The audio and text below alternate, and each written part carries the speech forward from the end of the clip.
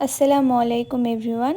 আজকের রেসিপি হচ্ছে ঘুগনি আর লুচি। এই ঘুগনি লুচির রেসিপি দেখতে চাইলে ভিডিওটি প্রথম থেকে শেষ পর্যন্ত দেখুন। প্রথমে মটর আর আলু সেদ্ধ করে নিতে হবে সামান্য লবণ, তেল, হলুদ ও 2টি শুকনো লঙ্কা দিয়ে। একটি পাত্রে পরিমাণ মতো 2 বাটি ময়দা নেওয়া হলো। লবণ, চিনি আর একটু সাদা তেল দিয়ে সুন্দর করে মেখে নিতে হবে। পরিমাণ মতো জল দিতে হবে।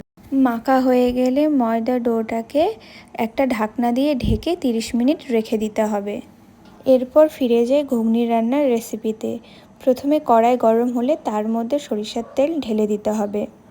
আমরা পরিমাণ মতো কয়েকটা শুকনো লঙ্কা দিলাম, আপনারা আপনাদের মতো দিতে। শুকনো লঙ্কা দেওয়ার পর নেড়ে চেড়ে নিতে হবে। এলাচ, দারচিনি দিয়ে দেওয়া হলো। তার মধ্যে জিরে দেওয়া হলো, তেজপাতা দেওয়া হলো, পেঁয়াজ কুচি, রসুন কুচি, জিরা বাটা, আদা বাটা, রসুন বাটা, পেঁয়াজ বাটা। সমস্ত মশলা দেওয়া হয়ে গেলে পরিমাণ মতো হলুদ, লবণ দিতে হবে। দেওয়া হলে একটু নেড়েচেড়ে নিতে হবে। তারপর সেদ্ধ করা মটর ও আলু দিয়ে কষিয়ে নিতে হবে। কষানো হয়ে গেলে পরিমাণ মতো নামানোর আগে ধনের গুঁড়ো দিতে হবে। এরপর লুচি তৈরির পালা। লুচি করার জন্য লুচির লেচিগুলো সুন্দর করে বেলে নেওয়া হলো।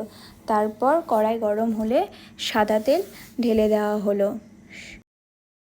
এরপর লুচি ভাজা শুরু হলো।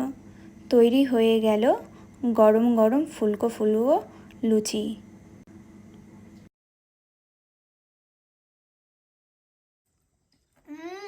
কি টেস্ট বন্ধুরা!